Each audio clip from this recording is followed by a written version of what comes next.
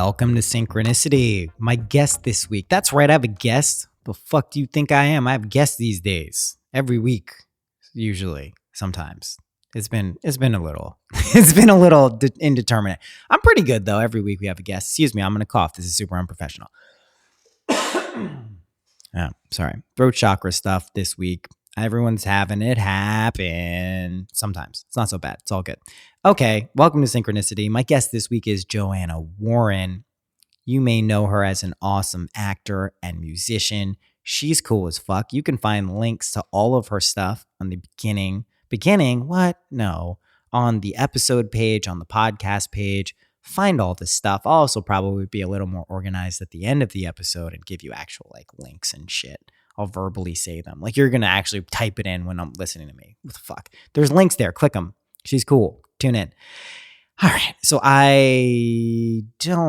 should I do a big LA fucking recap since this is the first thing I'm going to release from LA? No, I'll do that in another episode. Well, I did see the Kanye West Sunday service. That was fucking awesome and weird and a little. We'll do a whole Kanye thing on another one. But go check that out if you're in LA. It's at the Forum. What is going on, throat chakra? Jesus, what's going on? It's like you don't want me to talk about this shit. It's like when I get near the mic, it happens. Okay, done with this.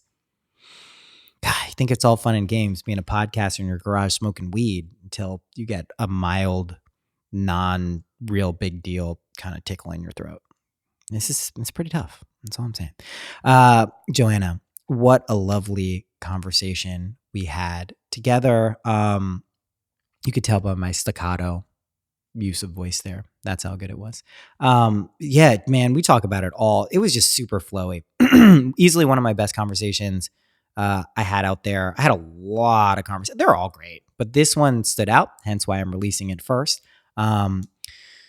Just everything, every self-healing, dreams, music, success, judgment, non-judgment. It's just a really good episode. And I'm going off memory there, but I'm going off the vibe. And that's how we connected. You'll hear in the beginning. Yeah, it was just a great conversation. She's cool. She's really cool. And she went to Bard, right? It's right near there. We like Bardians. It's a cool thing to do. Oh, geez, Louise, guys, Ned. Have you heard of Ned? HelloNed.com. Have you heard of these people? They make CBD, full spectrum hemp oil. They have canna butter, body butter stuff that you can use for sexual things. For real. I mean, let's just drop all the pretense. That's what it's for, right? What else is body butter for? You masturbate with it. Duh. So I'm pretty sure they're cool with me saying, whatever, this is what you sign up for, Ned. Yes, go get this stuff. Also, I magically bless every product I endorse on this podcast. You can be like, you know what? No, that's a shitty marketing gimmick that you're doing here, and it's not real. And you're just trying to sell stuff and you don't give a shit. You're a ruthless capitalist who fucking will do anything to make a buck, you fucking piece of shit. Well, friend, test it out.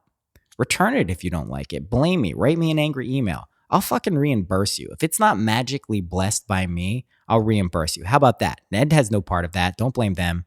But it won't, because I do know how to do that. And soon you will too. So go to helloned.com. Use the code SYNC, SYNC at checkout. Get 15% off your order too. Did I mention that? That's another bonus. You save money off the thing you're buying. I mean, it's not really saving money if you buy something, but imaginally, as a concept, you're saving money. And you could pay more if you didn't use the code. So use the code. HelloNed.com. I'm getting really good at these fucking ads, aren't I? But masturbation, not saving money, really. But it is good shit, and I really do use it. That's the truth. And they're fucking cool. And I like them, so support them. Also, I am just going to open this shit up. Yo, if weed companies want to sponsor me, like straight up weed companies, I'm into that. For real. Hook it up. If you know someone, if there's any way to do that, I will sell the shit out of your weed. Do you understand? My brand is basically weed. That's my fucking brand. This is all just a vehicle for weed and music, and you guys don't even know yet. So if there are weed companies there that want me to hawk their shit, I'll fucking post up in LA, smoke that weed all day and talk about it. For real. Let's do this shit. Okay. That's a good start to the episode. Johanna Warren is coming up, guys. I don't have anything else to say. I'm just trying to shift the vibe from me yelling about weed and CBD a little bit. I know you're going to enjoy this episode. My trip to LA was fucking incredible. I love that city so much. I drove around all the time. I don't even mind the traffic. Little tip, guys, you can smoke weed on the freeway. 101, 405, 10, 4, what are the other ones? 341. I don't know. The ones near Glendale. You can smoke weed on all those. No one's stopping you. It's fucking great. Fucking catch me coppers if you can. They can't. Fucking beast. All right.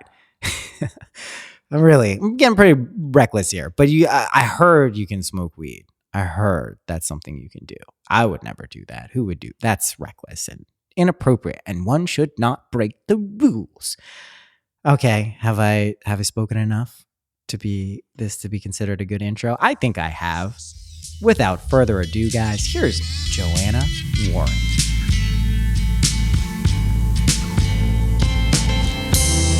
When I first saw you, I wanted you to be mine. But I was too shy to say anything. Hi. Hi. How are you? Okay, I'm an actor. I can do this. So here's how I schedule podcasts these days. It's a vibe thing, right? And someone reached out to me on your behalf, and I sussed it out, and I was like, oh, she's cool. But I don't know that much about you, but I do know you're a musician, you're an actor. What the fuck are you doing here in LA right now? How did you find me also? And yeah, you seem like a pretty powerfully creative person. So how did that come about? Well, thank you for the nice things you just said. It is a vibe. I found you the same way. Yeah. I think it was actually through Ramin Nazer. Oh, Ramin, yeah. I'm going to see him later. Yeah. Yeah.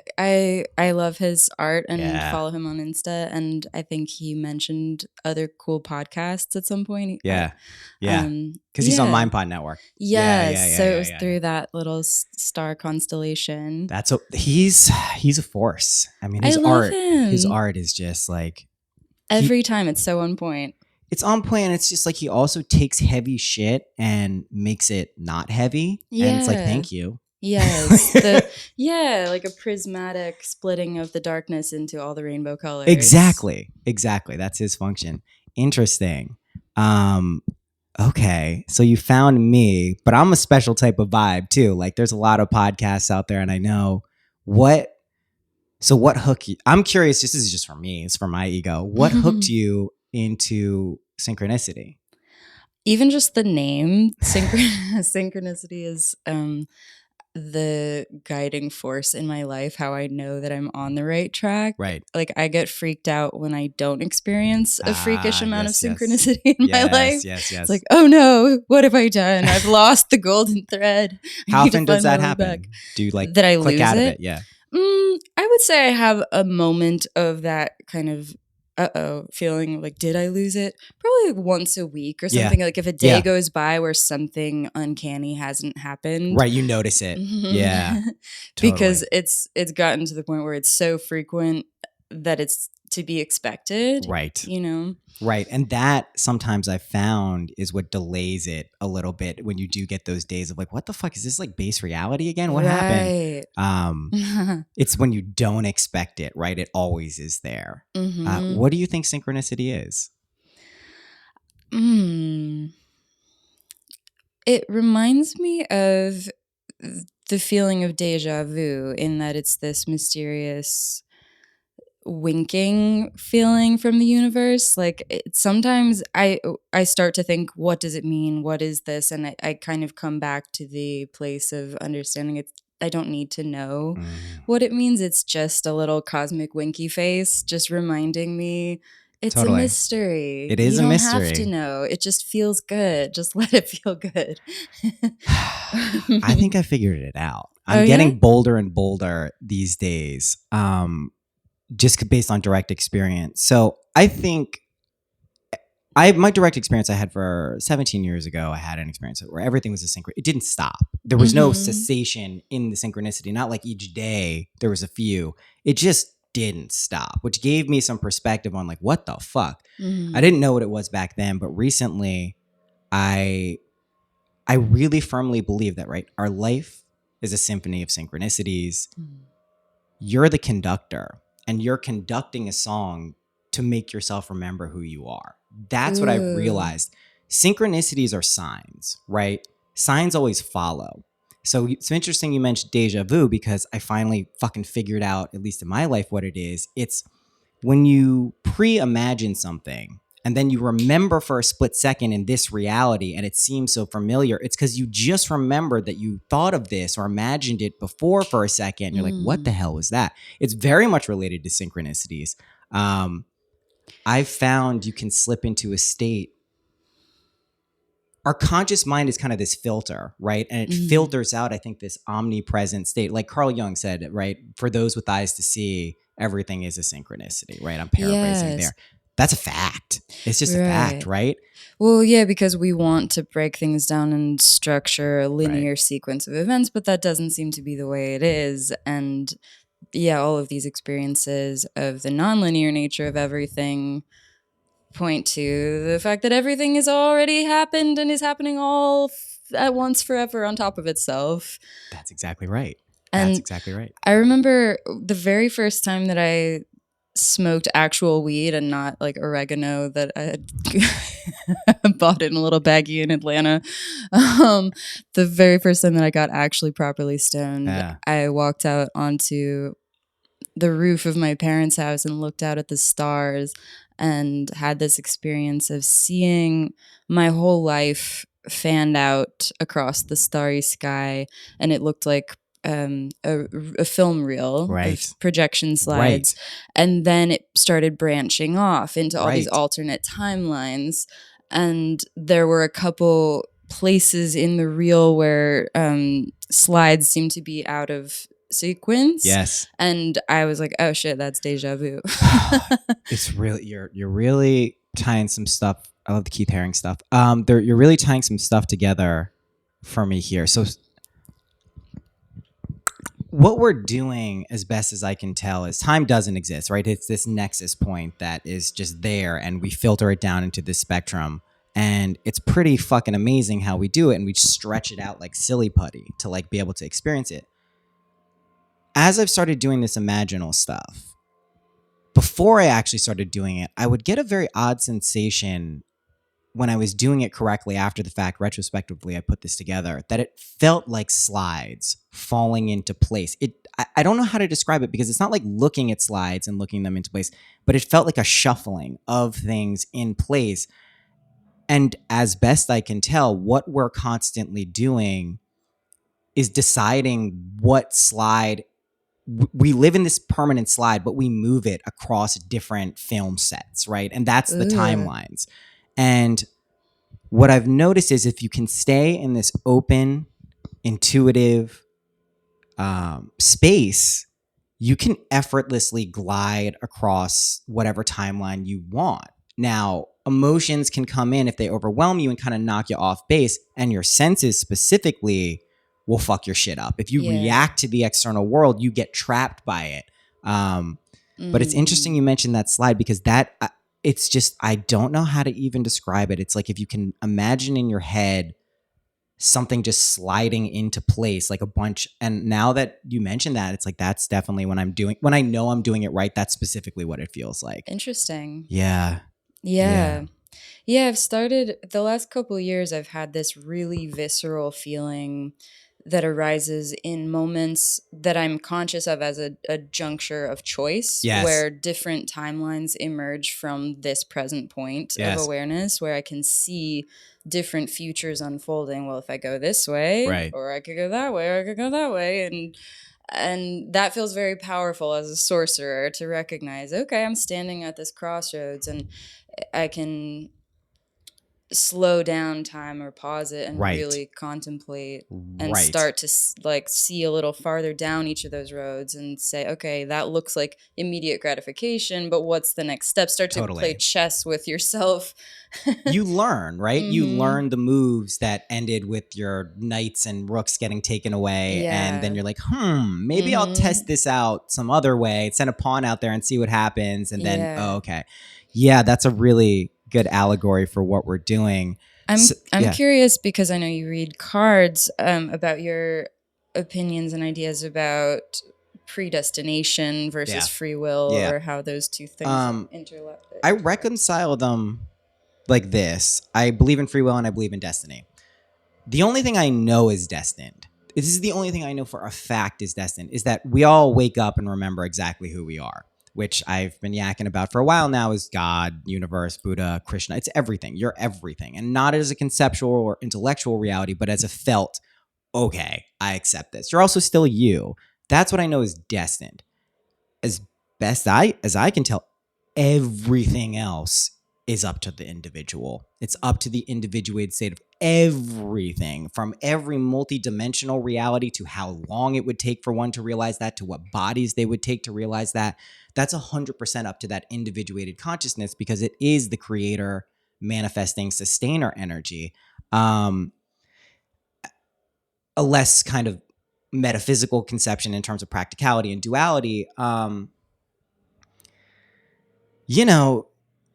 We can do whatever the fuck we want, is the truth. Even morality and things that objectively seem wrong, I have looked back not only at my own actions, but other people's, and been like, wow, that actually led to the perfect situation. Yeah. So it's hard to insert ourselves as fundamentally beings who love to identify with certain concepts or states of being, or positions, politically, socially, consciously, ethically, that can kind of rub up against the true nature of reality, which is we have endless ways to go. And like, what I also know about judgment and mercy is even the people who fuck this shit up constantly, they're forgiven. Yes. You know what I mean? So it's like, it does open up this road of like, and I think this is what a lot of people are dealing with right now in Scorpio season, Mercury in retrograde, towards the end of 2020 and the age of Aquarius, which just sounds so fucking new agey. But they're dealing with these big moral, ethical questions. I know from doing readings, a lot of people are dealing with very heavy ethical questions, dealing with relationships. Man. And it's like, as someone who is not outside of that, who's directly in it, like, it seems like people who are ready kind of for this zero balance of like, if I do something wrong, I can just clean it up real quickly. I'm ready. They're facing what Jessa Reed would say is like your final boss. And a lot of these final bosses are these relational, is this right? Is this okay type of things? And what I do know is if you set your destination with your imagination, your belief and your feeling, you will get there. You can change it. So that's the freedom there, but it'll carry you to your destination, and you may not know what the means are to get you there. Right? Yeah. Yeah. I just opened up a book on manifestation magic to a random page, and it was a metaphor that I really liked. I wish I knew who wrote this book. If anyone knows, please message me, 'cause I'd like to find it again. It was just on a friend's shelf, and I was like, ooh, manifestation. But this guy was using the metaphor of a GPS system, and you just plug the coordinates into the GPS. You don't need to know how you're going to get there, because the algorithm will figure that out for you. That is exactly right. He went on to say, but you do have to step on the gas. You have to take, I thought that was pretty perfect. It gets weird with the gas. So the thing is that if you step on it too hard, you'll just run into a wall. It will. Well, it depends which direction you're pointed in, right? If you hit it too hard, but you're on a flat surface and you're drag racing, that's going to be fun as shit. It's just getting yourself positioned correctly for the gas.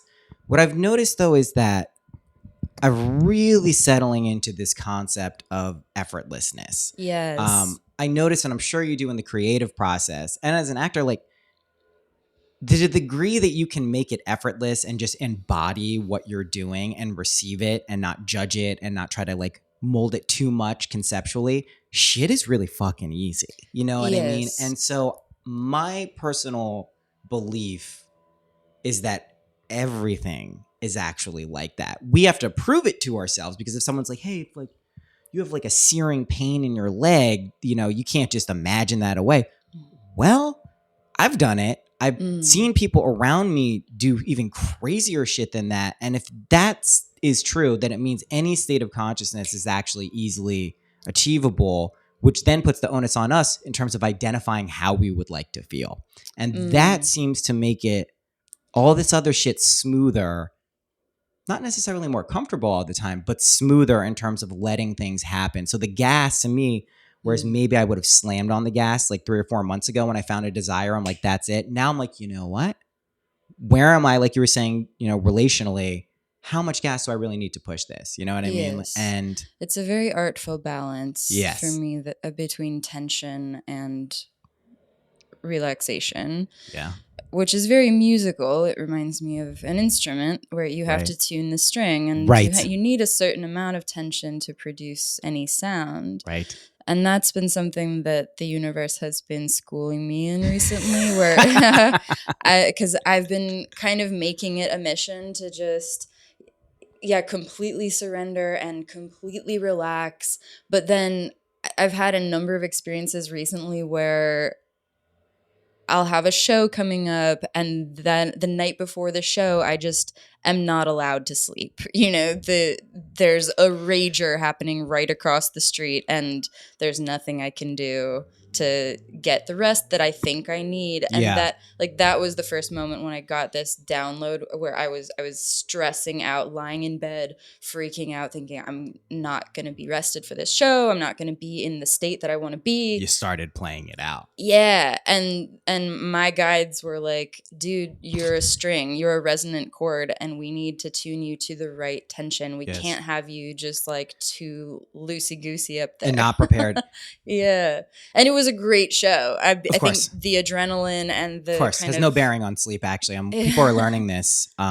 Sleep isn't this physiological process. What happens during sleep, we can actually have happen while through we're meditation. awake. Yes. Absolutely. Yeah. And when you realize quite literally everything is meditation, you're doing it. I mean, listen, I'm telling you, I wish I had a little more rest these past few days. I feel Same. that, but it's not, I can still function. And also I've noticed conversations like this, readings, playing music, listening to music will immediately put me in a state of like high vibrations, and I don't feel tired at all. Yeah. It's all very transmutable, and it's like level shifting, channel surfing. And I've noticed myself doing that just throughout the beginning of this conversation, where Yes. I just with my thoughts, I can start to feel tired or Yes. foggy or out of it. But then I can change the channel, and Exactly. just, suddenly everything is clear. So that is what I have been doing specifically and consciously over the past 6 months. And you pressure test it, right? You know, like you do a physical thing here, you do a relationship thing here, you do traffic here, all of these different things that kind of test it. And then I've just found, like, when you don't react to your physical senses, you just transcend them, like every single time. It's weird. Yes, yes, not reacting, but also paying attention and acknowledging Oh, them, of like course. Don't fight being present and embodied, but not not tripping out about it. Because I deal with a lot of chronic pain, and I think I've been looking at ways in which I have lived outside of my body in an unhealthy way, because being present with my somatic sensations can just be really uncomfortable. So I'm working on ways to not leave this body, but transmute the sensations and find a way to be in my pleasure while deeply experiencing what is real, and you know, working with it alchemically to make the experience of being fully present with reality the most pleasurable sensation, even if the reality is uncomfortable. All right. So here, I have a suggestion for you. Shoot. And this is based off my own personal experience. And then my babysitter, she came in with chronic pain in her shoulder and gastrointestinal issues. And like, seriously, I'm not saying your name, so if you're listening to this, don't get upset. It's a very amazing thing. She came in, she started like 2.5 months ago. And I gave her some of these Neville Goddard books. My wife, Alexis, gave her a Sarno book, Dr. Sarno, the clinician. She fused them. She's pain-free. and this is something that has lasted with her for 7 years. I don't say that for any other reason that when I start seeing it work for other people, it kind of amps it up for me. I've done this shit for myself. Here's what you do. You don't imagine anything other than the state of recognition that you are pain-free now. So it could be you saying to yourself or hearing someone saying to you, like, wow, remember like when you used to have pain, and a feeling of disbelief, like, wow, that's crazy. That's how I used to feel. I will say that when I say this to people, depending on how severe their pain is, how long it's lasted, their associations with it, there's a variety of reactions. It can be very triggering. It can be triggering. It can be something that if the person can't hear it, their conscious mind will just react very poorly. However, with all of this stuff, I say test it empirically first. Yeah. That's the real method, because if you have, all I know about all this imagination shit, it's just a trick. It's what you feel and you believe that actually unfolds reality. Physical pain, chronic pain, fucking psychological pain, emotional pain, chronic states of that, depression, anxiety, same thing. They feel so real because they are real, because we make them real. But if we can kind of slip behind the veil for long enough and trick ourselves 1 or 2 times and get it in there, it's fucking nuts. It's fucking nuts. And I would, if I were you, not think of anything else or imagine anything else than just the end state of being pain-free. All of the other stuff you mentioned, I intuitively feel that will happen. That's what's been so weird about this for me, is like, you get to the end state, but in ways you could have never put together. Right. And by trying to plan and strategize, we can end up really choking the organic beauty of reality out of life. Exactly. And because there are so many times when, I've been getting a lot more skillful, I think, with my manifestation techniques and just keeping things specific but super open. Yes. Like, I know how I want to feel. Yes. I don't need to know specifically what that looks like.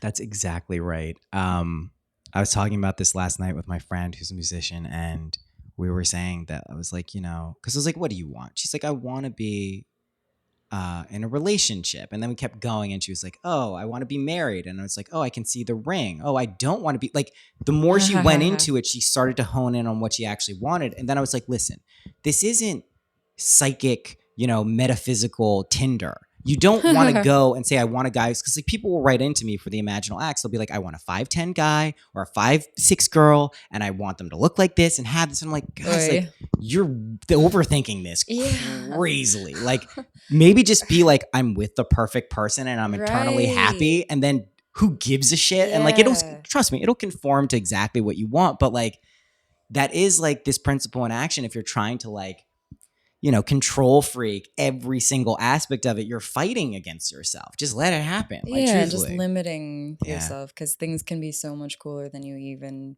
imagine. So much.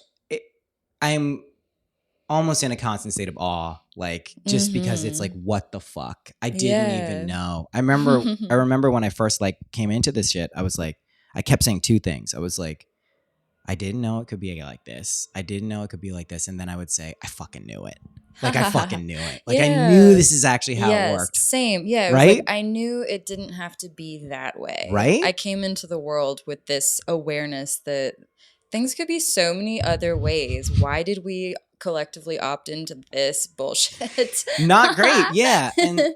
And here we are, and I'm so psyched to be alive at a time when more and more of us dreamers are finding our way to this lucid place. Yes. And that's what this is. And I think some people get a little freaked out when I kind of hammer them over the head with it. I'm getting a little more skillful, but I mean, it is it is a dream, and it's a dream in the sense that doesn't deny senses of responsibility and relationships. Not at all. It really forces us to take that upon ourselves. Like, in the way that you're describing with chronic illness, like that's for me been a real journey of being frequently triggered by people who started coming into my life a couple years ago and suggesting to me that, hey, maybe you might not have to be sick for the rest of your life, like every allopathic doctor has ever told you. Yeah. Maybe that's your story. Yes. And I was so indignant and how just like, how dare you? You have no idea what my life is like, But one by one, my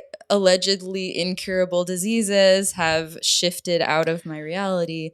I'm still left with type 1 diabetes, which is by all accounts, like even according to the most radical modalities, There are difficult, things.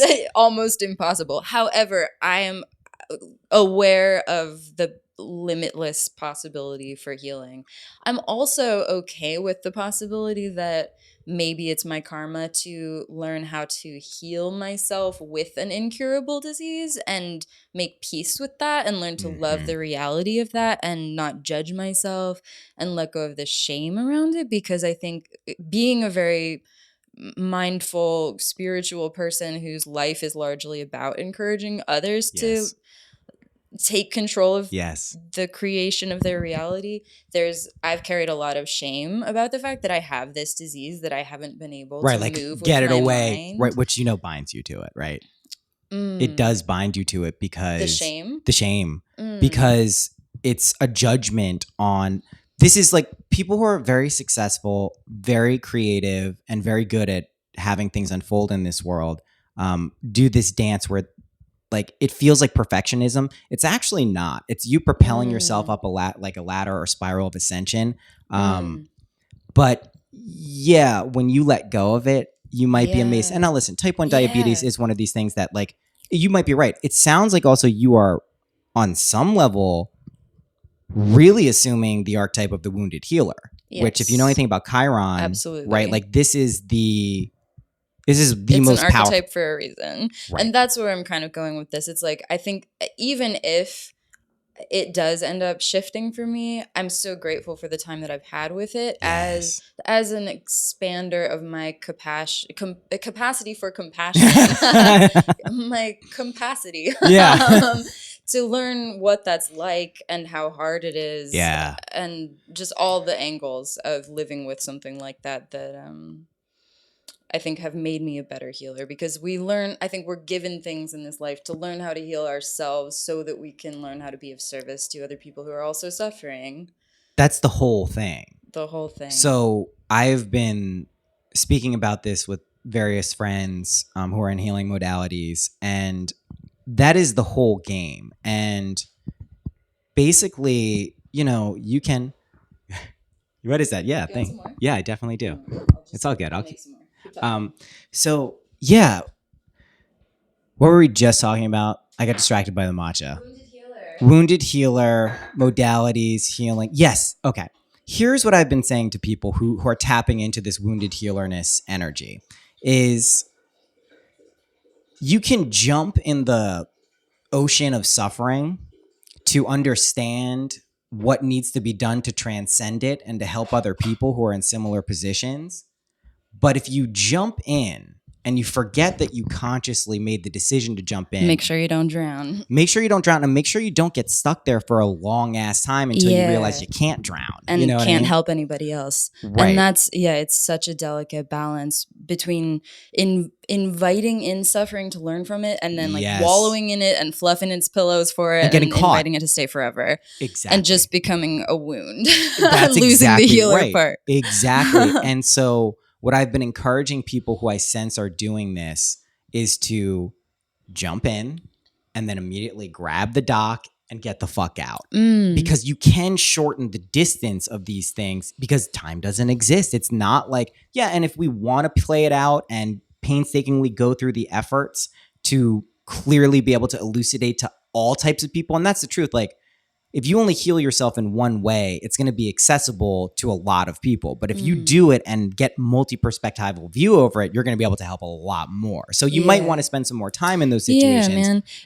I feel like it's so strongly related to this suffering artist archetype too, right. Which I feel is also a big part of my karma, like having gotten to hang out there for a while, and now it's time to transcend and transmute it and provide a positive example of what a healthy, happy, thriving artist who's creating from a place of joy and abundance and celebration of life, because that I never had a model like that growing up. There's not many of them in most of the I personally think the reason I didn't tap into my creative potential before I did, like, truthfully, like 6 months ago, I just got little glimpses to keep me going, is because that was the major dominant model for musician, creative, and I just didn't buy into it. Right. I'm like, yeah. I can't buy into like me being miserable is the only way I get art. Like, I get feeling the depths of suffering will give me some poetic language to communicate that to people who are feeling it. But other than that, like,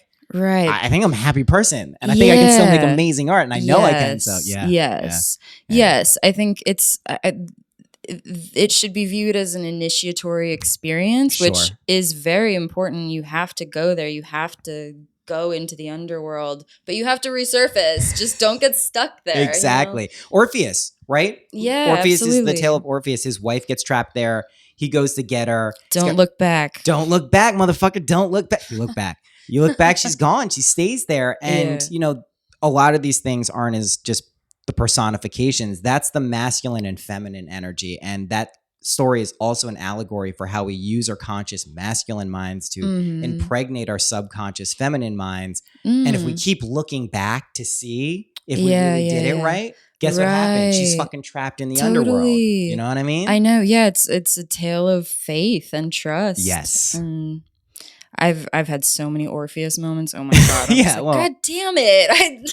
I knew I wasn't supposed to look back. Now she's trapped in the underworld forever again. The best news is that we do have the ability to always go back and get her. It's not in the myth, but it is a fact. Yeah, I wanted to kind of circle back to what you were talking about shame and destiny, and because I've been thinking a lot about these things as an actor, actually thinking a lot about character and the characters who play themselves out through us in our lives based on stuff that's happened and choices that we've made. And these patterns become ingrained to a degree that we start to think it's who we are. Or that it's some kind of curse. It's like, do I just have a sign on my back that says, and then you start abandon me? Like, ask me about abandoning me, because it happens every time. And if I carry that character profile with me, what script is going to be played out? We enter every new scene like we know the end, and we manifest it because we know it so well. We're really good at it. And that's how everything works. When we know something, we feel it and we believe it. Yes. So and I totally hear you about the chronic illness stuff. It's like, that's my script, and I am playing every scene like I know the end. And I have to remember that everything is changing all the time. Even if it comes from outside of myself, they might discover a cure for my disease tomorrow. Which would be you. Yes. Right? Exactly. And I was getting that thought before. I've been thinking about this a lot for bald men. Because bald men, most in our society, never get a real chance to talk about what happened to them. And I started losing my hair 2 years ago or 3 years ago when my son was born, and I freaked the fuck out. I was like, oh my God, I've always imagined myself with hair. How is this happening? Why is this happening? Oh my God. And for like 6 months, I was just like stuck in this vortex. I started getting targeted by all the Instagram ads and like blah, blah, blah, blah, blah. And a weird thing happened when I started discovering this imagination stuff. Is at first I thought I was just tripping out, and I'm like, I think my hair is growing back. Then I started getting my hair cut, and I've only ever, thank you so much. I've only ever gone to stylists. I don't like men touching my head, but Nancy, one of my favorite people, was like, hey, is your hair growing back? And I'm like, what? Wow. Like, okay, she said it. And so I've been now 3 times to her since then, and it's like just accepted that it's growing back. And that's something that defies what we know about, but it is my dance. I will do the same dance you have with chronic illness, where I'll be like, I know I see the proof, right? I see it. I know what's happening, but I will be like, this isn't possible. That's like, this fascinating. Is not, yeah, you've got a healthy head of hair. If you saw it 2 years ago, it was insane. Fascinating. And you feel like that's just all with the power of the mind? I don't think this reality exists the way we perceive it does. And the more I prove it to myself, the more I just accept that it's whatever I want it to be. And when you so I think one of the reasons that we make art, or at least why I've been noticing I make kind of inspired art at this point, is they're just such good reminders. they're just such good reminders that you tapped into a state where you allowed something ethereal and non-corporeal to allow itself into this world. Yeah, And that's how you know it's good. Like when I you listen know. back to a song that I allegedly wrote. Yes, totally. But I'm like, how? I don't know how to do that. Like, so I saw 2 movies on the plane on the way over here. The first was Once Upon a Time in Hollywood, which I really loved. I just thought it was a great kind of movie version of Revision, where he went back in time and like she doesn't get murdered and this horrible shit doesn't happen. I'm like, good job, Tarantino. I thought it was really cool. Oh, and I was also just like laugh out. I was dying during like the end scenes with the murder. I was like, this is hilarious.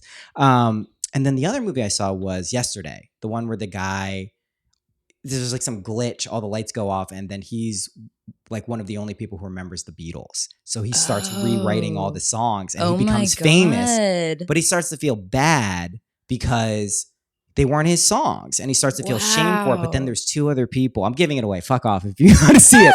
But there's 2 people who at the end, they come to him and he thinks they're going to like bust him. They're like, you fucking fraud. And they come up to him. They're like, thank you so much. Like we know the songs, but we could never hear them and we didn't have the skill to get them out. Thank you for finding them again.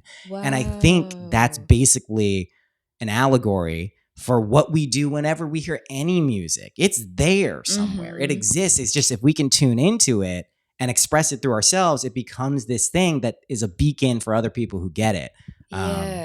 Yeah. Man, yeah, it raises so many interesting questions about ownership and ego, and like I've tried to do my best with that dance because I hear a lot of people, doing the kind of false humility dance of just like, oh, well, I'm just a vessel. And it's like, yeah, you're just saying that to somehow deflect. No one's just a vessel, truthfully. I mean, you it's are like and you we aren't. are and we aren't. It's like it takes a lot of work to be a good vessel. Yeah, you have to make yourself a worthy vessel. There's gold chalices and there's little rinky-dink cups that suck balls. So like, yeah, and I like when I'm real with myself, it's like I totally do want to be acknowledged for the hard work that it's been to be the vessel that I am. And it's both. It's like I can totally recognize that this shit is floating around in the ethers. It exists, and I'm drawing it down. But I'm showing up. It's you. I've gone through. My favorite compliment that I've ever received after a show was this guy who came up to me and just like took my hands and was like, "Thank you for living the kind of life that I'm sure it has required for you to be available to that material." Holy shit. I know. Also, best pickup line ever for anyone. Like, if you ever want to do this, like, oh my God. Yeah. You nailed that one. You really get it. It's been really hard. That's amazing. I hope if you're listening out there, Mystery Man, I hope that I paraphrased correctly. It was something like that. That's incredible though. I mean, because he's bearing witness to what you had to do to get to where you are. And a lot of people don't, especially people who don't actively pursue their creative talents. It's very easy to be a critic. It's very easy to say that sucks, that's not good. But I think it was the compliment that I never even knew that I really wanted to receive, because it was the validation for the work that I actually do, which is living a really weird, hard, vulnerable life. And often, dealing with financial insecurity and just walking towards the things that terrify me, specifically to remain open to the creative energies. I like you say walk. I've been telling people to run. I have been. Step on the gas. I just say run towards your fucking fears. Move towards them as fast as you can, because they just evaporate. It's just the truth. Like, they evaporate. And even if there's any like substance that's played out in this world, that eventually evaporates too. It always works out. Like, even if that's not a felt reality for someone listening, if you feel it, it does. Yeah. And the other shit is the stuff that we can't take credit for, but we can take credit for the work that it takes to be available to the other shit, This is where we start to get in from this like 5D to 6D conversation. So 5D is this space where I recognize I've been living comfortably for a while, which is this space of unconditional acceptance, forgiveness, and love. And what I mean by that is not just for myself. I provide that space for people, which is why it's easy for us to have a conversation. Also, you're a big part of that too. But allowing people who maybe aren't feeling like that to then feel like that for a little bit. And they're like, oh, and it is the tuning, Yes. right? It is the Yes. tuning of your heart to allow people to resonate. It's like a tuning fork. Boom, and then they're like, oh, I feel it now.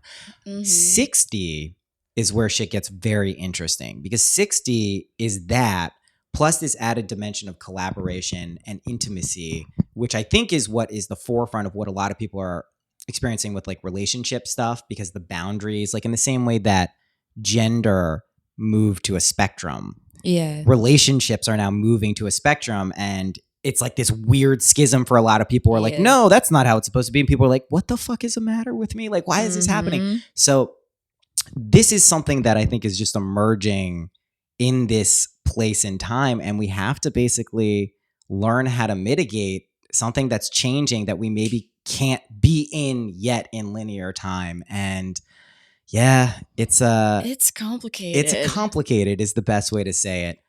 I do have faith, though, with all of this stuff, that it serves the function of revealing who we actually are. Absolutely. And as we tune into that, we drop fear, doubt, anxiety, worry, negative patterns that have been put on us by other people, our parents, ancestral shit like you don't even know about. And then you catch it and you're like, oh, no mas. Like, I'm done with that shit. That's so real. Yeah, with the relationship stuff, it's like, even if you think that you're in a monogamous contract with someone, there's still no security in that. There's like, no matter what you're doing, there's the opportunity to be suffering and tripping all the time. All the time.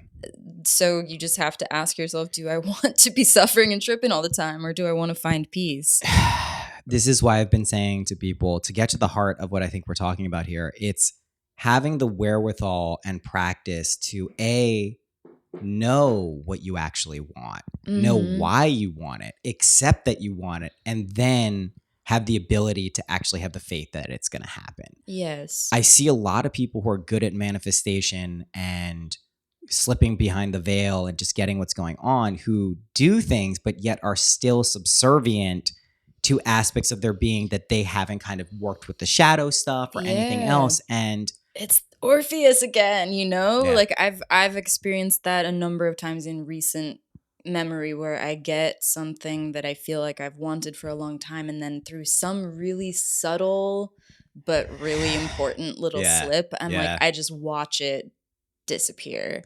And it's like, do you want it to disappear or you don't? Does it slip through your fingers, or are you just like letting it go? It's like, well, okay, let me just talk about one specific. Sure. So that I can be specific.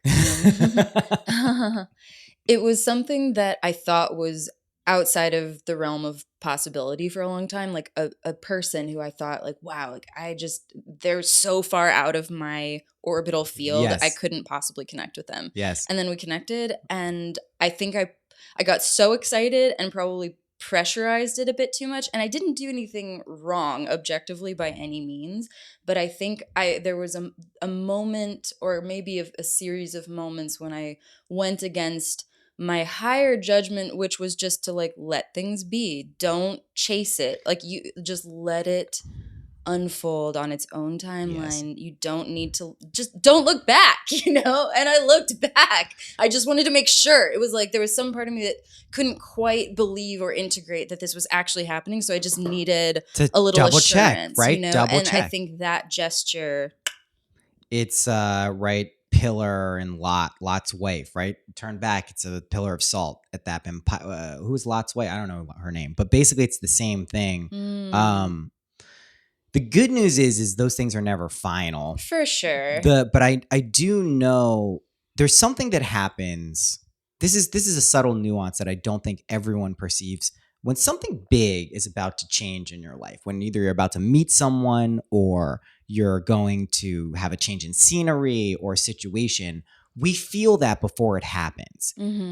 Some people get freaked out by it and are like, some people notice it as a necessary pre-shock, as like there'd be an aftershock from an earthquake, a pre-shock of something that's about to happen. And it becomes more like going up the initial part of a roller coaster, which you know is safe and you know it's going to be fun, rather than like I'm getting drawn to the top of this cliff and they're going to just push me off and I'm going to die. Yeah, man, storytelling. Yeah, That's yes. It's so like even just the way the little scenario that I just described, I think old me would have used that as more evidence for my story that Can't do it. nothing ever works out. They yes. always run away. There's something hideous and horribly unlovable about me that Yes. repels everyone that I want.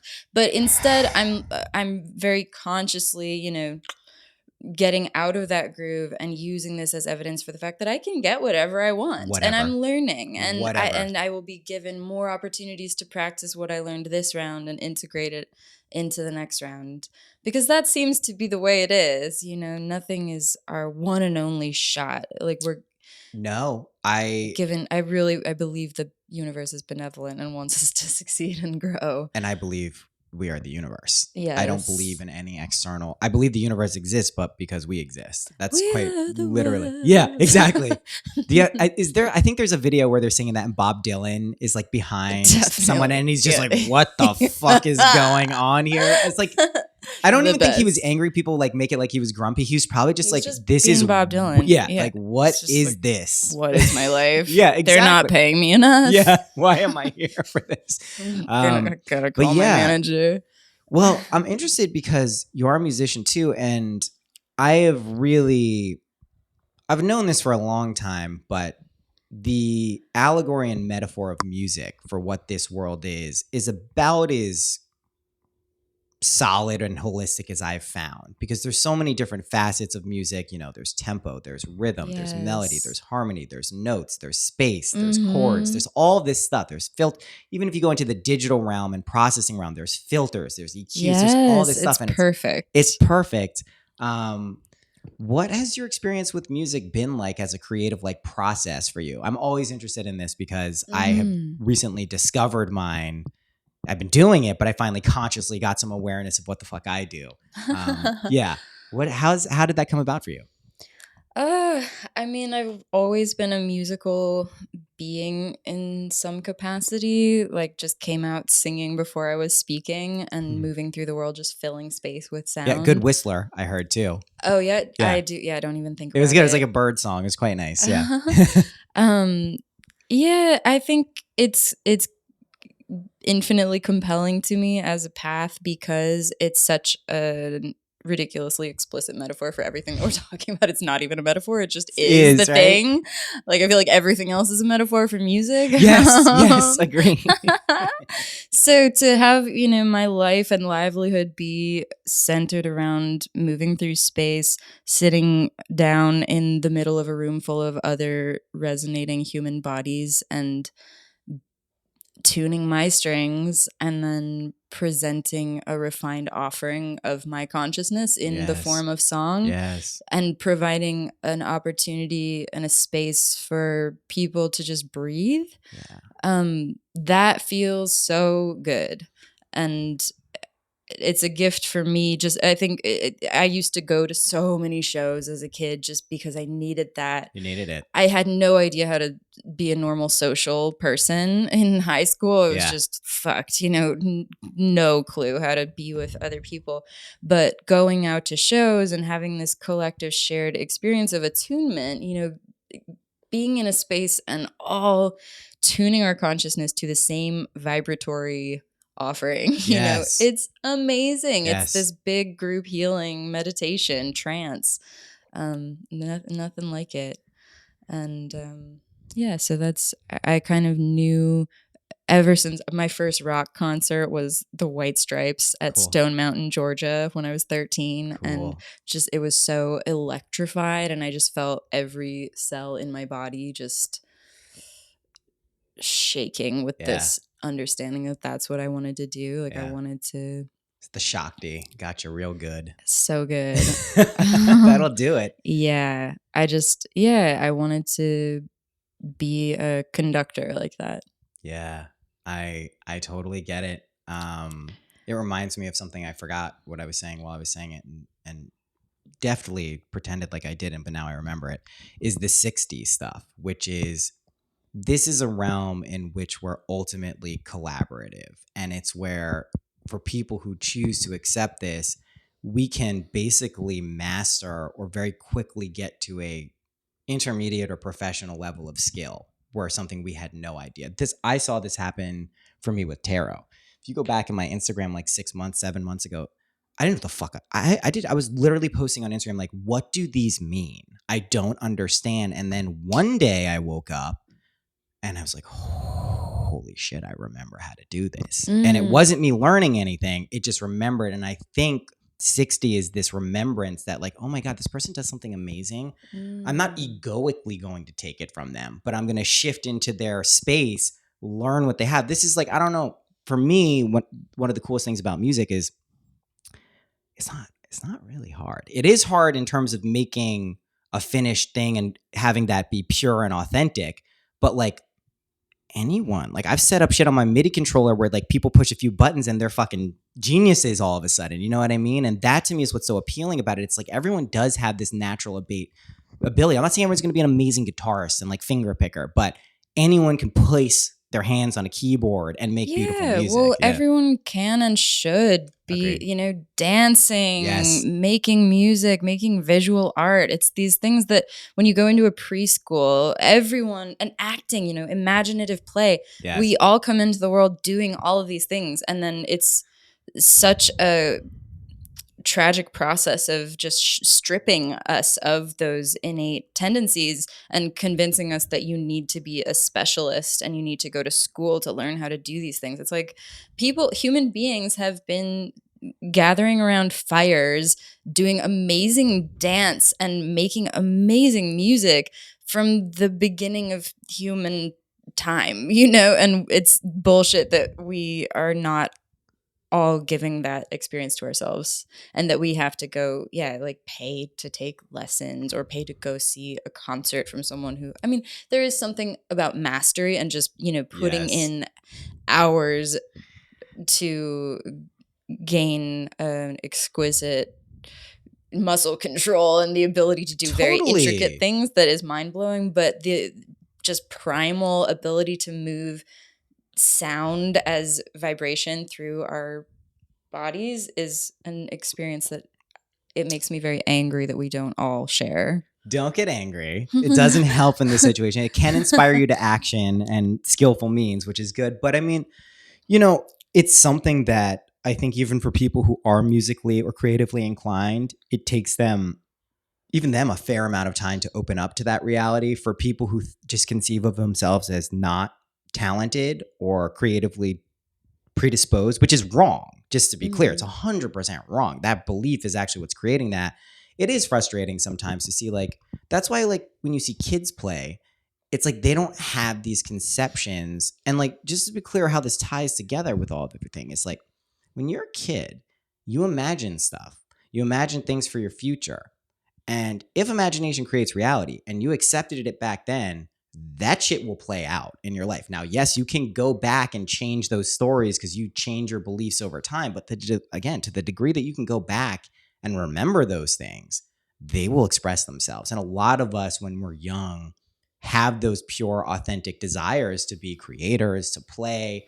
And I think now what many people are discovering is, oh, we can. Like, we can do that. Not only can we are.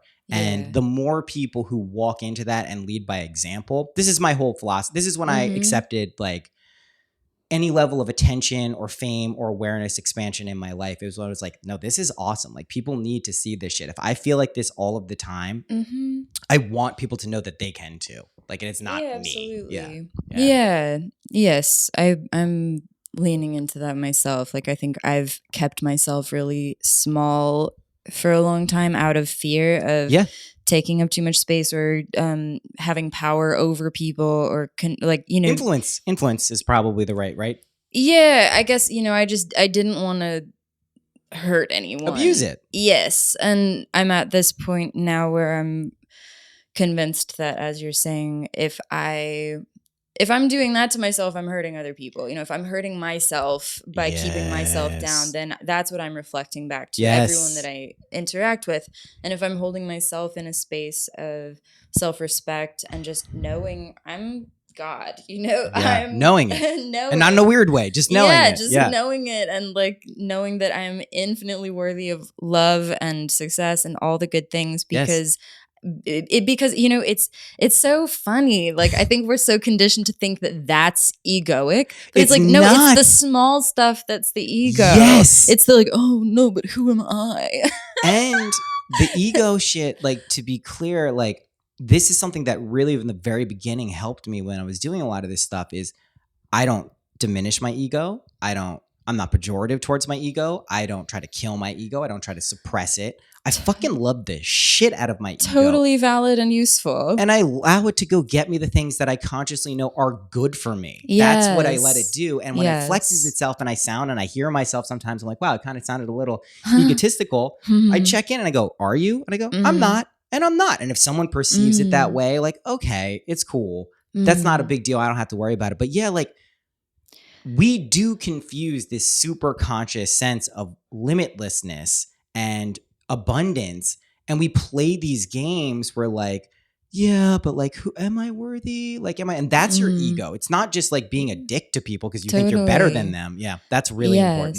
Yep. Yes. And recognizing that actually the times that I have done the most harm to others have been when I'm acting from my small ego self. Always. And when I'm actually in my state of boundless, infinite power and love, everybody wins, because I invite everyone who I'm encountering into that space too, and it's just a reflection, and we're all hanging out there together. So this is how you thrive in 6D, which is already 5D is going to click in for everyone pretty hard in the next few months. Like everyone, even people who are like, you wouldn't think. 6D is going to click in after that. I'm not sure when. I just sense it. 6D freaks people out though, because if I'm someone who's built up 10,000 hours or 10 or 20 years of skill in something, and then all of a sudden some jabroni like me comes in and is like, hey, I'm like, think of it like if you've ever seen Amadeus, the movie. I have not. Okay, it's an amazing movie. I highly recommend it. There's a scene where Salieri, who's like the narrator and was also a composer, writes this very nice sonata. It's just beautiful. And they're like, wow, that's really great, Salieri. And then Mozart walks in. He's like, oh my God, that's beautiful. Do you mind? And he just based on memory comes in, takes his sonata and makes it the most incredible thing. Like he adds all of these, and people are like, and you see at the moment Salieri, his face, like, I'm fucked. Like I'm there's no way I can ever be as good as this person. Aww. And so that's what happens to a lot of skilled creatives right now, because not just music, film, or any of these things, but like the divine arts. I see it. Astrologers, tarot readers, things like this. The trick is to do what you're suggesting, which is recognize someone coming in and being amazing something that you are, and it took them shorter, is a boon. It's a blessing. You can now collaborate with someone and expand what you're doing. But if you look at it like someone's taking something for you or infringing on your territory, lo and behold, they will. And that's a premise that I think a lot of open-hearted and creative people should be aware of, because everyone feels that at some point. Some upstart comes up and you're like, oh, and it's like, don't do that. Don't do it. No. Yeah, I've been working with that a lot. Kind of creative professional compersion. Like looking at specifically focusing on people who I perceive as similar to me, both physically and creatively, making similar music that gets put in the same genre categories, and who, from a certain perspective, we could be seen as competitors for the same opportunities. Right. Only so much pie, right? Only so many slices. And making them the focus of my practice. Like, really, I had a breakthrough moment with Laura Marling, who I feel like is some bizarro world version of myself. And I've had this feeling like over the years, she usually, when I see a video of hers pop up on YouTube or something, it just brings up all this shame and comparison. Totally. And I know what you're talking about. So really working with that and getting to the point where I was watching a video of her performing at some big festival, I think playing with Bob Dylan or something. And I was just like, yes, like really giving myself that experience. Yes. Like, we're doing it, baby. Like she is a bizarro world version of me. Quite literally. And we are doing it. And she is suffering in ways that I can't imagine. And, I'm sure at moments she looks at someone like me who isn't in a position of such fame and power and privilege. Trust me, they and do. Absolutely. And just wishes, God, I remember when I could go to the supermarket and not be hassled, and remembering like we're each experiencing our own unique karma, blessings, curses, whatever, and it's not a competition. No. And here's the trick. You appreciate not being famous now, because if your desire is to be famous, which is totally okay and cool, and I'm speaking Absolutely. from personal experience here, you'll appreciate that you appreciated it when you could. Because a Yeah. lot of famous people who get launched up this fucking pedestal, they didn't appreciate it because all they were focused on is getting to that destination. And then when you get to that destination and you're still unhappy, that's when well, that's the trick with desire, right? Here's the thing that people, this is why Buddhists freak people out, because they say, and it's just a mistranslation, and I know that from our Western Buddhist friends, many of which I worked at, it's a mistranslation. Desire is not something that is designed to trap you into a hungry ghost mentality. Yes, it is true. When you reach and achieve your desire, other ones come up. But if you use them correctly, it propels you up this ladder of ascension until you essentially peel away every layer that's not you, and you recognize who you really are. And the power and grace and just fun that comes from that is not bad. It does not bind you to some negative state. It does not keep you in samsara or maya or anything. I'm just talking from direct experience. I trust these feelings. I've trust them because not in the times when they're going well and everything is smooth, but because when everything is not going well objectively, I'm also fine. And that is the biggest proof in my life that this is not some like phony, like, oh, I'm just being delusory. Totally. So Yeah, the peace and the stillness. That's the beacon. Is consistent no matter what the waves are doing. It's right? so You're good. the ocean, right? You don't have to worry about the crashing. You can just slip down into that state of consciousness. And I chill. feel like in my personal life, I've watched a direct correspondence between that making peace with things as they are, opening up the possibility for things to get so much quote unquote better, but Surrender. It's not, because it's just I've given up my attachment to any kind of illusion outside of myself, and I've found heaven on earth, right? The kingdom of here. heaven is within. And yes, and then then anything can happen. Literally. Yes. And it can get scary, and I do bring this up for people, not so much for you, but other people who maybe are struggling with this, because they'll notice their analytical or logical minds jumping in and denying these direct experiences and coming up with pretty logical reasons why it's not true. And people will then judge that and be like, well, why? Fucking doubt. Fuck doubt. Why do I doubt? And you're just binding yourself to it. The reason it comes up is because you're pressure testing your shit. A lot of people, the vast majority of people, to the best of what I see out there, have a very difficult time navigating their own individual lives. To wake up to the true reality of this is you're now responsible for fucking everything. Everything. The logical, analytical mind does the calculation and says, hey, like, you can't even take care of your own shit and you feel bad. If you add everything, you're fucked. And it is an accurate perception. You are fucked in a way, and it's terrifying, but it also liberates you. And then it's not terrifying, and it's fucking great. And it's also, you're fucked if you don't do that also. You're super fucked if you don't. You refuse the hero's call. Yeah. And you're just living in isolation and, trying to be the boy in the bubble and not even look at the suffering in the world. So that's right. I love the Ram Dass thing of like keeping one eye on the snowy mountain peak and one eye on like the bodies on the ground. I think I'm paraphrasing that horribly, but like one eye up, one eye down, one on the suffering, one on the perfection. It's both. We have to stay in contact 100% with both, because we don't want to become uncompassionate and callous to the fact that suffering is in the world.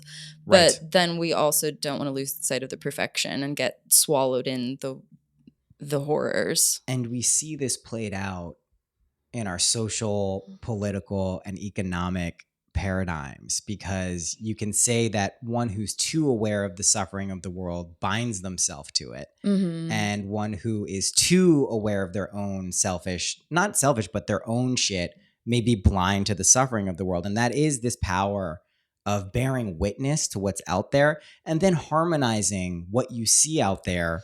Like, here's a path that I think is very achievable for a lot of people. If you go and see, homeless crisis or just, some medical thing in another country, the right course of action might not be to go right there right now and try to fix it. You might not have the information. You might not be working from the right space. But if you pursue your desires that seem completely separate from them, it may lead you to a place where you can then actually provide infrastructural support in a way that you could not have imagined, which is why Ram Dass was also very good at saying this. Like, you do your own shit first. And it may feel selfish, but you have to. Yeah, I love the Jack Cornfield quote, tend to the part of the garden you can touch. Yes. I love that. Because that brings trust into the picture and collaboration into the picture. It's like, I can only do so much, and I recognize I can't save the world single-handedly, but the collective, we can, if we all do our small part and encourage each other to find our own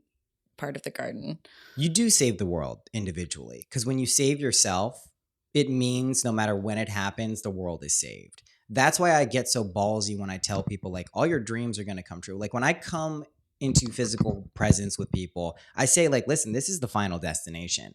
We may have reincarnated millions of times before, different bodies, different things. If you're here right now, you're waking the fuck up. And the only reason I know that is because I woke the fuck up and I stabilized it. If I wake up and stabilize it, I'm not some special motherfucker who's like, everyone is going to do it. And to the degree that I wake up to that more and more and more, weirder shit starts happening. Like, you start getting all these powers you read about in Autobiography of the Yogi, all this stuff starts happening. And you recognize, grow your hair back for real. And like, that was like, and I still have battles, but like, I know how to impregnate my subconscious mind. And that's so cool. It's really cool. I'm experiencing very similar phenomena. Right? It's really cool. It is cool. I'm curious, did you have some kind of cataclysmic paradigm shifting event, or was it a I had one gradual process? 16 years ago, I started taking acid when I was 15. So I was in my 20s then. I was well versed. I was taking 7 to 10 grams of mushrooms regularly in college. Like, I was a psychonaut, and I was comfortable and aware of what was going on. One time I took LSD, and I didn't come down for 3 months. Wow. Yeah. Whoa. Yeah.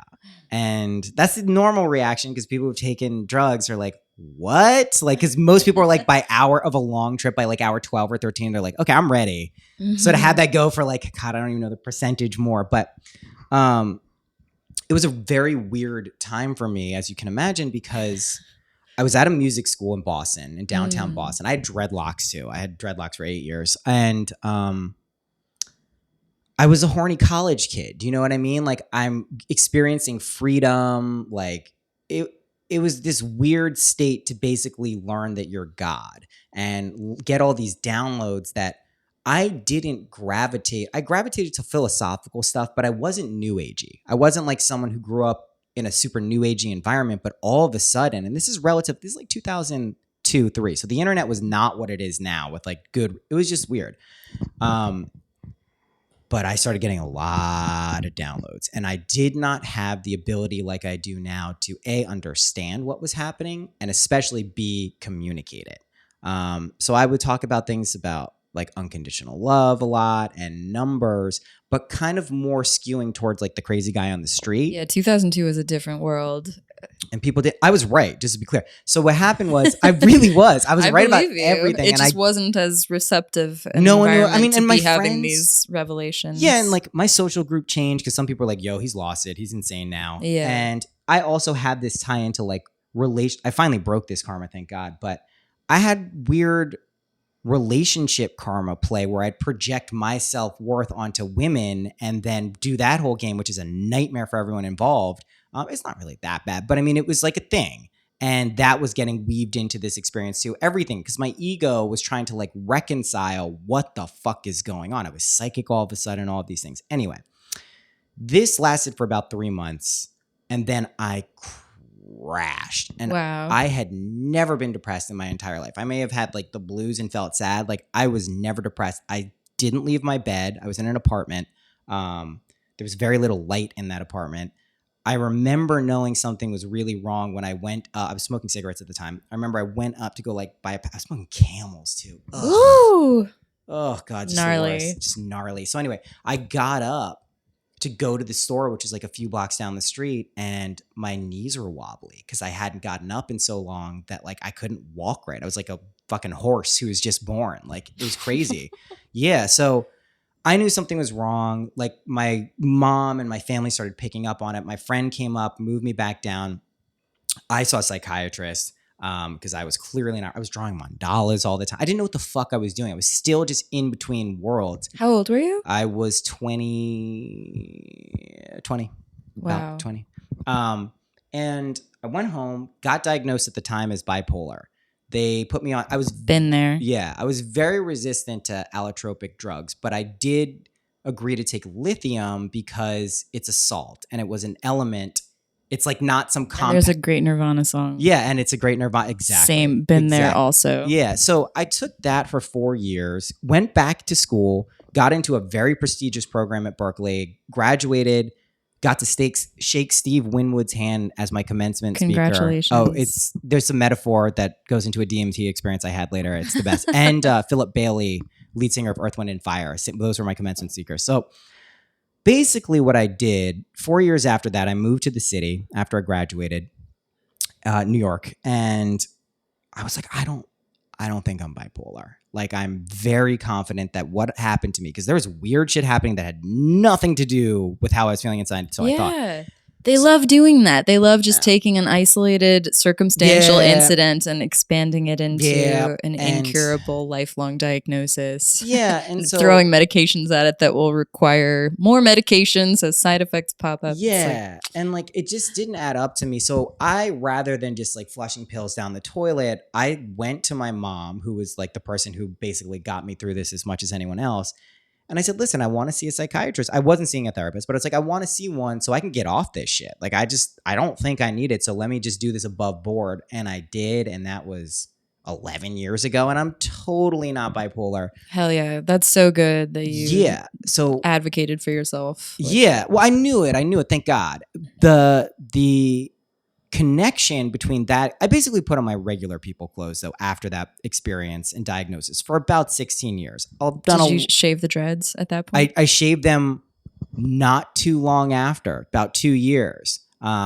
I think about growing dreadlocks again sometimes, but the white guys with dreadlocks is a thing. I'm not sure. It's a thing. It's a thing now. But mine were fucking long and they were awesome. And I used to go to DC and get it done like in the hood. Like it was legit. They used to call me Justin Timberlake. And I'm like, oh my God. Because they had to start his cornrows. But yeah, during that 3-month period, there was 3 weeks where I not only felt, but I knew I was Jesus Christ. I grew up Reformed Jewish. I don't have any knowledge of Jesus at the time outside of like popular culture, right? Never read the New Testament. I think I read one thing, like Jung's explanation of Job. That was the only thing. And I was like, whoa, Yahweh's a dick. Fuck this. Fast forward to, but I knew I was Jesus. Yeah, I knew it. And so he has returned. So I thought it was a consciousness. I thought it was maybe a mushroom, all these different things. So anyway, fast forward to about 6 months ago, and I'm listening to this Neville Goddard stuff who I got tipped onto, and he's talking about imagination creates reality, yada, yada, yada. And yeah, I am yachting over the best part there. But he started talking about Jesus Christ. And I'm like, what the fuck is he talking about? And he starts talking about how everything in the Bible, every character, every situation is just a psychological state that eventually culminates in the New Testament as Jesus Christ, which is this remembrance inside of your skull, Golgotha, that you're God. And that is the Jesus Christ moment. And the first time I heard it, it didn't like click. And I was like, oh, sure. But I kept listening to it and I'm like, oh my God, like this is what happened to me before. And what I described as a constant state of synchronicity was just me being so close to the imaginal mechanism that when I would think of something, it would immediately appear like weirdly in every way. Yeah. So, that direct experience back then and recently doing it without heavy doses of drugs, has given me the ability to speak from direct experience. So I don't have to conceptualize being Jesus Christ. I don't have to be weird about Jesus Christ. You know, everyone's Jesus. Where it gets weird is if you realize you're Jesus and other people aren't. Then you're fucking up. If you realize you're Jesus and so is everyone else, you're good to go. Yeah. But yeah, that is yeah, that's the Ram Dass and his brother in the mental hospital. Yes. That's like did you know that story? You know, I worked with them, right? No, I didn't. Oh, okay. So I connected with I've more than worked with them. I built out their digital ecosystem in 2012. Oh, wow. They were about to go down the tubes because the organization wasn't doing that well. And yeah, I worked with them, Jack Hornfield, Sharon Salzberg, Krishna Das. Amazing. It's interesting vibes there. Maharaji is good. Ram Dass is one of the best teachers I've ever come across. Him. He's been so instrumental in my awakening over the because he's authentic. Decade. Yeah, I just he didn't love hide him. his shit. He doesn't hide his shit. Yeah, he's so sweet and funny, and just I think does a really beautiful job of bridging the gap and making a lot of really high potency information available to a lot of people who might otherwise feel really put off by it. You want a fun Ram Dass story? I got one. I got a fun Ram. So I went to the retreat twice in Maui because I was working and doing it, and I like to smoke a lot of weed, and I was smoking weed outside of this buffet where everyone goes after like these talks, and Ram Dass and his caretaker Dasuma was like wheeling him around, like getting him food, and he must have been having just like a cranky day, but she like got him some rice, and he goes, "I don't want that rice," and it was the best moment because I know that he is not. He does not consider himself a guru as a teacher. He considers himself a teacher. He considers Maharaji, but it was just a wonderful. I am afforded in almost every aspect of my life a look behind the curtain. I get to see the Wizard of Oz. And it just reminded me that like this dude is just like you and me. There's no fucking, he had some incredible experiences and has gone the spectrum from like wealth to none to friends to none to Maharaji to back, but he's just a person too. Absolutely. And that to me was one of my favorite moments with him. Yes, I love those looks behind the curtain. I got a lot of them. I've been similarly blessed. This has been amazing. Yeah, it has. I'm going to end with 3 questions and then the last open-ended question. What's your favorite color? Oof. I love them all. I don't really have favorite anything. Everyone says this. What color comes to mind? I wear a lot of black because it contains all the colors. There you go. And I like black and white for the same reasons, because white light contains all the colors and black contains all the pigments. So because I don't like making choices, I choose them all. What's your favorite number? I've got a thing for 3s and 11s. Cool. 11 has been coming up this trip when I ask people that. What's your favorite animal? What did I say about favorites? What's an animal you love? I love cats. I have an understanding of the feline mind. Yes. I'm sort of a cat whisperer. A lot of cats who apparently don't like other people are very immediately magnetized. Same. And I speak their language. I know exactly and what I that's just like. think they're so beautiful and elegant and they're just cool as fuck. Designed. They're just cool. Just aliens. They get it. They're tuned into some higher shit. I think people who had prominent places in Egypt tend to like cats. I feel that. I think based on this conversation, I'm going to change all those questions and stop asking people favorites and saying, what do you love? I think that's better. I think that's good too. You know, it only took 240 episodes. Last question. What's a practical tip that's helped you in your life that you could share with people listening?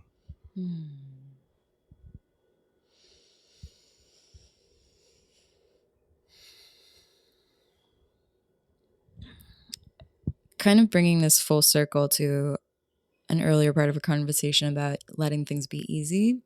The first time that I sat with ayahuasca, what she told me was, because I came into that experience ready to have a brutal dark night of the soul excavation, because that's everyone had told me. It's like a lot of people need that. Yeah, but I think maybe because I'd already done a lot of that shadow work on my own, it was the opposite. She was like, baby girl, you're good to go. Healing does not have to be an uphill struggle. it can be as easy as taking a deep breath and relaxing and floating downstream, because That's it. nature is a river flowing towards the ocean of healing, and you just have to tune into that and let yourself be carried, because nature knows what it's doing. You are nature. Nature wants to heal itself. It wants the path of least resistance. If you look at a stream and put something in its way, look at what happens. It doesn't stop. It goes around it. It's the path of least resistance. It will find the way.